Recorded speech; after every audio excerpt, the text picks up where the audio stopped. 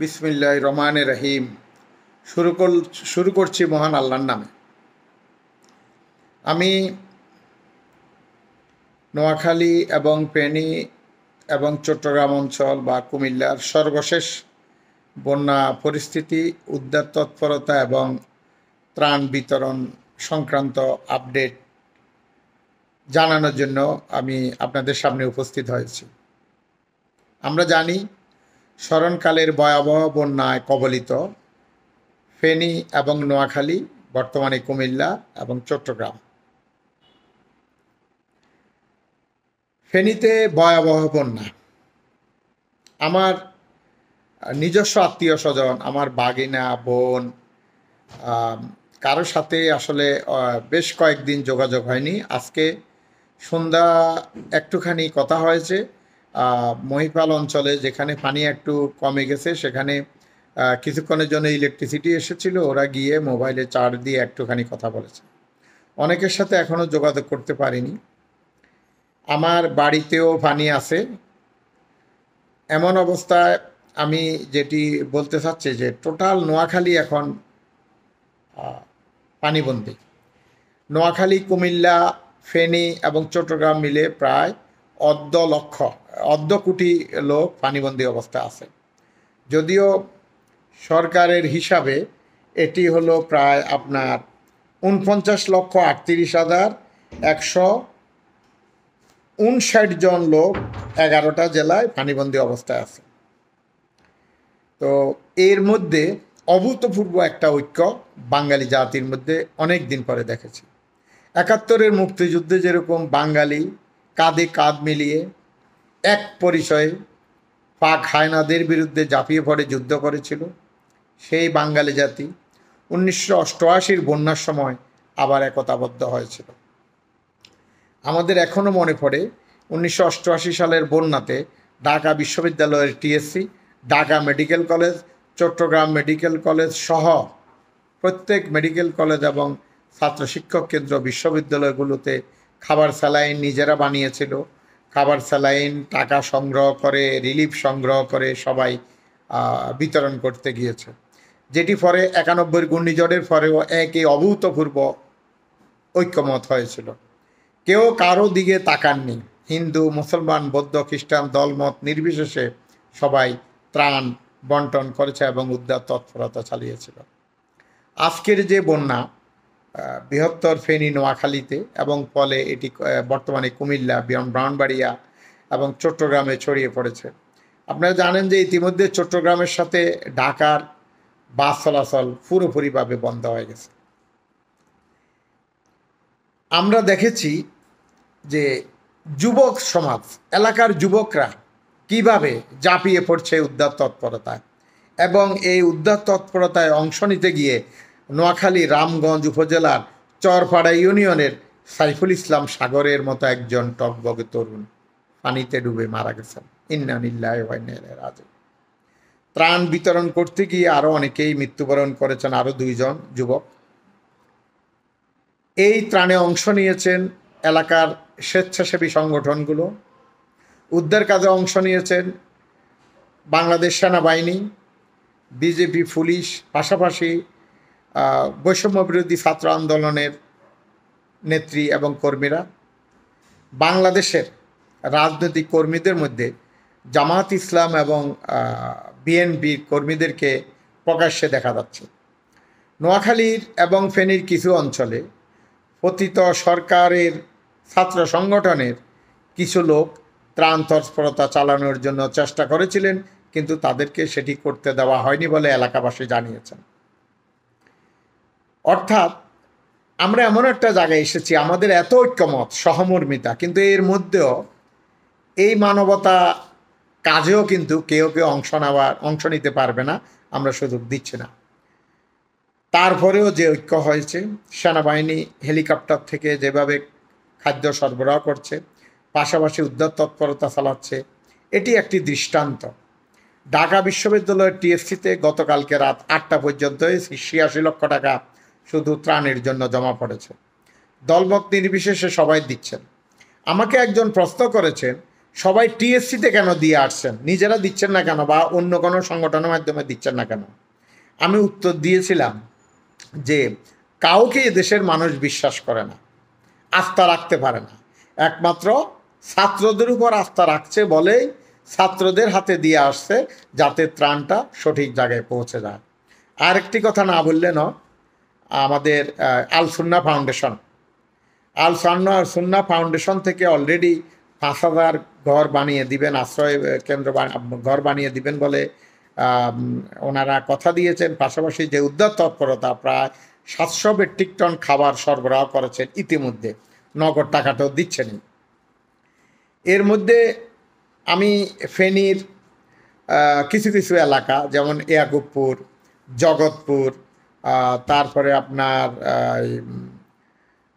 ইয়াকুবপুর, জগৎপুর, শেখান্তরপুর গ্রামের যুবকরা নিজেরা একটি জায়গায় রান্না করে গ্রামের বাড়িতে বাড়িতে গিয়ে কলার ভেলায় করে খাবার পৌঁছে দিচ্ছেন, খাওয়াচ্ছেন।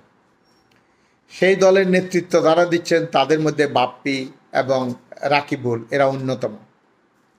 নোয়াখালীর কোম্পানিগঞ্জে অনেক স্বেচ্ছাসেবী সংগঠন এগিয়ে আসছেন। এর মধ্যে আছেন উই ফর ইউ, জীবন আলো, রস সুইটস, এবং কোম্পানিগঞ্জের বিশিষ্ট ব্যক্তিদের মধ্যে যারা বিদেশে আছেন তাদের মধ্যে আছেন মাইনুদ্দিন, আমেরিকা প্রবাসী, খায়রুল ইসলাম মিন্টু ভাই, আমেরিকা প্রবাসী, খায়রুল ইসলাম নাসের, আমেরিকা প্রবাসী, আরজু হাজারি, আমেরিকা প্রবাসী, মাইনুল হোসেন, আমেরিকা প্রবাসী, আব্দুর রহিম, কানাডা প্রবাসী। উনি মওদুদ আহমেদ গ্লোবাল ফাউন্ডেশনের সদস্য সচিব।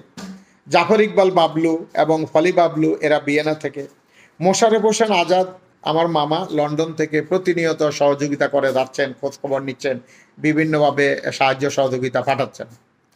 এইদিকে আমাদের এলাকার যারা আছে জনদরদি সমাজসেবী, এর মধ্যে আমি, আমার বন্ধু আলাউদ্দিন খোকন, আব্দুর রহমান মিলন, ডাক্তার আনোয়ার, কাজী ফারুক, আমিনুদ্দিন মানিক, আমরাও আমাদের সাধ্যমতো বিভিন্নভাবে সহযোগিতা করে যাচ্ছি।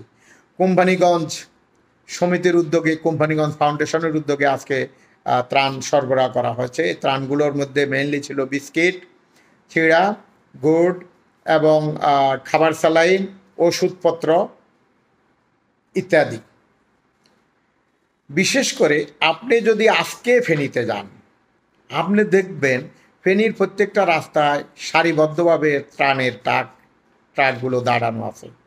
আল্লাহর অশেষ রহমত, কোথা থেকে যাচ্ছে, কে পাঠাচ্ছে কোনো হিসাব নেই, শুধু যাচ্ছে। কিন্তু এর মধ্যেও যেই আফসোসের খবর, সেটি হলো উদ্ধার তৎপরতায় এখনও আমরা পিছিয়ে আছি। চাঁদপুর থেকে নৌকা গেছে, চট্টগ্রাম থেকে নৌকা এসেছে, স্পিড বোট এসেছে, কিন্তু যেই কঠিন না বললেও না, আজকে শস্যদী ইউনিয়নের আমাদের চট্টগ্রাম বিশ্ববিদ্যালয়ের এক স্টুডেন্ট এবং বর্তমানে ঢাকা শিক্ষা বোর্ডে মাধ্যমিক শিক্ষা অধিদপ্তরে কর্মরত, ওনার বাড়ির 2জন লোক মারা গেছেন। কিন্তু তাদেরকে যে দাফন করবেন সেই শুকনো জায়গা নেই, সেখান থেকে লাশ বের করার সুযোগ নেই। সেনাবাহিনীকে বলা হলো, খবর দেওয়া হলো, সেনাবাহিনী বলেছেন আপনারা নৌকার ব্যবস্থা করেন, আমরা লাশ নিয়ে আসবো, দাফন কাফনের ব্যবস্থা করব কোনো শুকনো জায়গায়। তার মানে উদ্ধার তৎপরতার যেই সরঞ্জাম, সে জায়গায় আমরা এখনো পিছিয়ে আছি।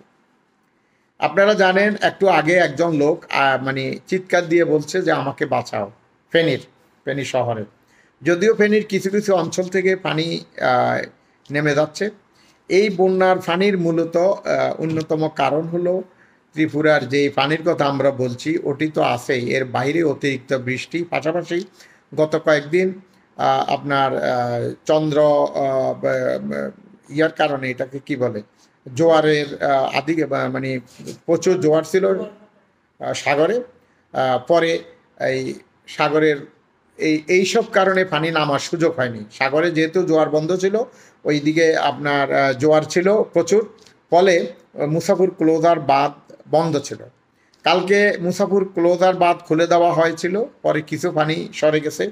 আজকে 23টি মুখের মধ্যে 23টি মুখে খুলে দেওয়া হয়েছে। এখন খুব দ্রুত গতিতে পানি যাচ্ছে। এই পানি ছোট ফেনী নদী হয়ে, ছিলনিয়া খাল হয়ে, দুধমুখা খাল হয়ে, বসুরহাট হয়ে এই পানিগুলো মুসাফুর ক্লোজার বাঁধ দিয়ে চলে যাচ্ছে সন্দ্বীপ চ্যানেল হয়ে বঙ্গোপসাগরের বুকে। এই বন্যা থেকে এই ফানিকে বুকে টেনে নিচ্ছেন বাংলাদেশের বঙ্গোপসাগর, যার পরে উপকূলের মানুষ কিছুটা আশার আলো দেখতে পাচ্ছে। আজ পানি কমেছে, নোয়াখালীর কোম্পানিগঞ্জে নোয়াখালী অঞ্চলে পানি কমেছে 1 থেকে 2 ইঞ্চি পরিমাণ আজকে সন্ধ্যা 6টা পর্যন্ত। ফলে ফেনী থেকেও কিছু পানি কমছে, অর্থাৎ ফেনীর পানিগুলো নোয়াখালীর কোম্পানিগঞ্জ হয়ে, নোয়াখালীর সুদারাম হয়ে, এগুলো মুসাফুর ক্লোজার বাঁধ হয়ে বঙ্গোপসাগরে চলে যাচ্ছে। তো আমি যেই কথাটি বলছি এর মধ্যে একটি আফসোসের কথা আমি বলতে বাধ্য হচ্ছি, সেটি হলো এত তৎপরতা আমাদের বৈষম্য বিরোধী ছাত্র সংগঠন, আমাদের রাজনৈতিক সংগঠনের মধ্যে জামাত ইসলাম, বিএনপি, আল সুন্নাহ ফাউন্ডেশন, এলাকার বিভিন্ন সমাজসেবী সংগঠন এবং এলাকার যুব সমাজ ব্যক্তি পর্যায়ে অনেকে সহযোগিতার হাত প্রসারিত করেছেন, কিন্তু সরকারি বরাদ্দ অত্যন্ত অপ্রতুল। গতকালকে পর্যন্ত সরকার যে বরাদ্দ করেছেন সেটি ছিল 3,52,00,000 টাকা। এটা ইউনূস সাহেবের সরকার বরাদ্দ করেছে। এখন 3,52,00,000 টাকা বরাদ্দ করেছেন কতজনকে? 11টি জেলায় 49,38,159 জন মানুষকে। পরিবারের হিসাবে দাঁড়ায় ক্ষতিগ্রস্ত পরিবার হলো 9,44,448কে। তাহলে 3,52,00,000 টাকাকে যদি আপনি ভাগ করেন 49,38,159 জনকে, তাইলে একজনের ভাগে পড়ছে মাত্র 60 টাকা 12 পয়সা। অর্থাৎ ইউনূস সরকারের যেই দান গতকালকে পর্যন্ত সেটি হলো 60 টাকা 12 পয়সা। একটি পরিবার প্রতি এটি দাঁড়িয়েছে 37 টাকা 26 পয়সা। তাহলে বলুন 37 টাকা 26 পয়সা কি একটা পরিবারের একবেলার খাবার হয়? একজনেরও তো একবেলার খাবার হয় না। অথচ আজ 3 দিন সেই 11টা জেলার লোক পানিবন্দী মানবেতর জীবনযাপন করছে। একে তো খাদ্যের অভাব, থাকার অভাব, আশ্রয়ের অভাব, উদ্ধারের অভাব। আপনারা দেখেছেন যে হেলিকপ্টারে যখন খাদ্য সামগ্রী নিচে ফেলতেছে তখন খাদ্যের জন্য ওদের কত আকুতি, কত চেষ্টা, কত হুমড়ি খাওয়া। এটি আমাদেরকে দেখিয়ে দিল যে আমরা কতটা ঐক্যবদ্ধ। আপনি ফেনীতে যান, আপনি অবাক হয়ে যাবেন, যেমন মানুষ মানুষের জন্য, জীবনের জন্য সবাই দাঁড়িয়ে আছে। সকলের তরে সকলে আমরা, প্রত্যেকে আমরা পরের তরে, এই ব্রত নিয়ে। সেখানে আপনি আলাদা করতে পারবেন না কে হিন্দু, কে মুসলিম, কে আওয়ামী লীগ, কে বিএনপি, কে বৈষম্য বিরোধী ছাত্র আন্দোলনের কর্মী, কে বাংলাদেশ ছাত্রলীগ জাতীয়তাবাদী ছাত্র দল বা ইসলামী ছাত্র শিবিরের কর্মী। আলাদা করার কোনো সুযোগ নেই। সবাই মানুষ, মানুষের জন্য মানুষ। এক অভূতপূর্ব মিলন মেলা, এক অভূতপূর্ব ঐক্যবদ্ধ। আমরা এমনটি চাই। আমরা চাই এ ঐক্যবদ্ধ বাংলাদেশ, বাংলাদেশের মানুষের পাশে মানুষ দাঁড়াবে। যেই অভূতপূর্ব যে একাত্মতা, মানবতাবোধ আমাদের মনে, মানুষের মনে জাগ্রত হয়েছে, এটি সামাজিক ক্ষেত্রে, প্রত্যেকটা ক্ষেত্রে, সব জায়গায় যাতে এটি থাকে, আমরা এটাই কামনা করি। এবং পাশাপাশি শেষে যেটি বলবো যে আপনারা আতঙ্কিত হবেন না, পানি নেমে যাচ্ছে। আজকে যদিও বিকেলবেলায় একটু হালকা বৃষ্টি হয়েছে ফেনীতে এবং সন্ধ্যার পরে নোয়াখালীর উপকূলীয় এলাকায়, সুদারাম, কোম্পানিগঞ্জ এলাকায়, ছড়ালাহি, এইসব এলাকায় কিছু বৃষ্টিপাত হচ্ছে হালকা, তবে এটা খুব বেশি কিছু না।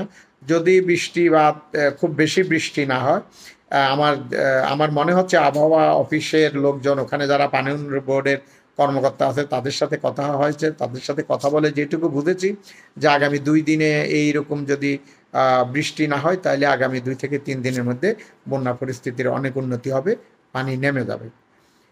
এর মধ্যে আমাদের কোম্পানিগঞ্জের কৃতি সন্তান আমাদের ব্রিগেডিয়ার জুলফিকার হাসান, উনিও সহযোগিতা করেছে। চট্টগ্রামের মধ্যে শারমিনবিলা, সবুজবাগ কালীবাড়ি রোডের শারমিনবিলার ইফতেখার হোসেন শামীম ও তার বন্ধুদেরকে নিয়ে ত্রাণ বিতরণ করছেন, উদ্ধার তৎপরতা চালাচ্ছেন। সবার প্রতি অনেক অনেক দোয়া এবং অভিনন্দন থাকলো।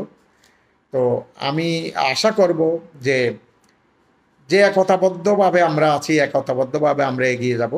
সবশেষে আমার পরিবারের, আমার আত্মীয় স্বজন সহ ফেনীতে ফেনীবাসী এবং আমার কলিগ শুভাকাঙ্ক্ষী যারা আছেন সবার প্রতি সহমর্মিতা এবং একান্ত আন্তরিক শুভেচ্ছা দিয়ে আমি আমার বক্তব্য শেষ করলাম। আসসালামু আলাইকুম।